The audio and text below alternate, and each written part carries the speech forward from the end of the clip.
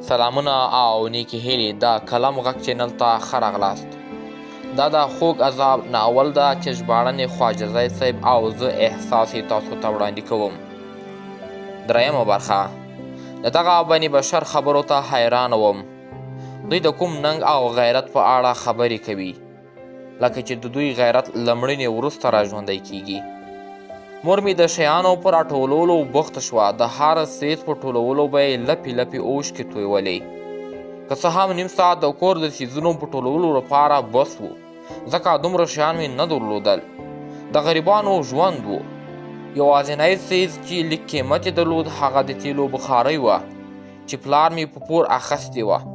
ټول شیان مو حویلۍ ته وایستل. کله چې ماما مې زموږ د کور په شیانو نظر ولګېد نو شیطاني خندا یې وکړه او زما مور ته یې وویل: فاطمې خاتون، په څومره مردارخورۍ سره دې ژوند کاوه. کاش چې د حاجي صبور سره دې واده کړی وای، نو اوس به د کور او ځای څښتنه وای. نو راته د دې خبرو زغمل له حد څخه سخته وه. حاجي صبور څوک و؟ زما د مور په تېر وخت کې څه تېر شوي؟ په خپلو فکرونو کې ډوبه وم چې د مور په غږ مې ځان ته راغلم.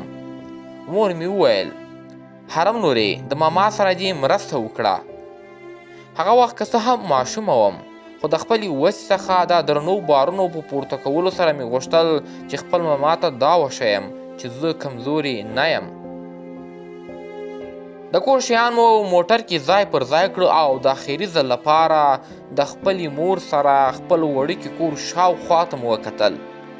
د دې ژوند ټولې ښکلې شیبې لکه د یو فلم په شان زما د سترګو په وړاندې تېرې شوې. مور به مې چې د تنارو وسنګ کې ناسته وه او موږ ته به یې اوازونه کول او موږ به له واورو څخه د واورې سړي جوړوو. چای به مو دم کو، لرګي به مو ماتول او غم به مو خپلې حویلۍ ته راوغوښت او بیا به هم داسې ورپورې وخندل چې زموږ له ژوند څخه به ووت. موږ به په ډېر شوق سره یو ځای سره راټولېدو او د یو بل په څنګ کې د اوسېدو څخه به مو خوند اخیست. ماما په زیر زیر زموږ د دواړو ننداره کوله.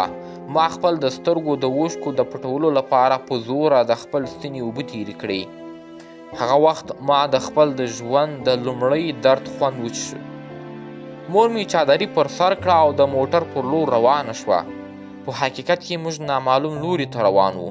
د یو ساعت د تېرېدو وروسته موټر د یو کور تر څنګ ودرېدی او زه په دې پوهه شوم چې څومره فاصله چې د دوی د زړونو ترمنځ وه هغومره واټن د دوی د کورونو ترمنځ نه و.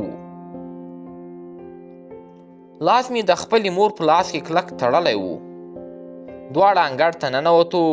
مور مې چې کله خپله د چادري پیسه له مخ څخه پورته کړه نو د هغې د سترګو حالات ته مې پام شو چې سرې اوښتې وې او پوه شوم چې دغه یو ساعت فاصله د هغې لپاره لکه د 1000 ساعتونو په شان تېره شوې وه. دواړه په کرا کرا ګامونو سره انګړ ته دننه شوو. دهلیز ته په ننوتلو سره د لوړ قد، باریک اندام او د شنو سترګو لرونکې یوه ښځه په ورین تندي زموږ ښاراغلاسته راغله. زما مور یې په غېږ کې ونیوله او په ژړغوني اواز یې وویل: فاطمې جانې، خدای دې دغه غم اخري غم کړه. مور مې وویل: ژوندی اوسې صنوبر. مور مې زما خواته اشاره وکړه او ویې ویل: دا حرم ده زما لور. بیا یې زما خواته مخ کړ او ویې ویل: حرم جانې، صنوبر دی، د ماما میرمن ده، همغه چې زموږ پسې راغلو او موږ یې راوستو.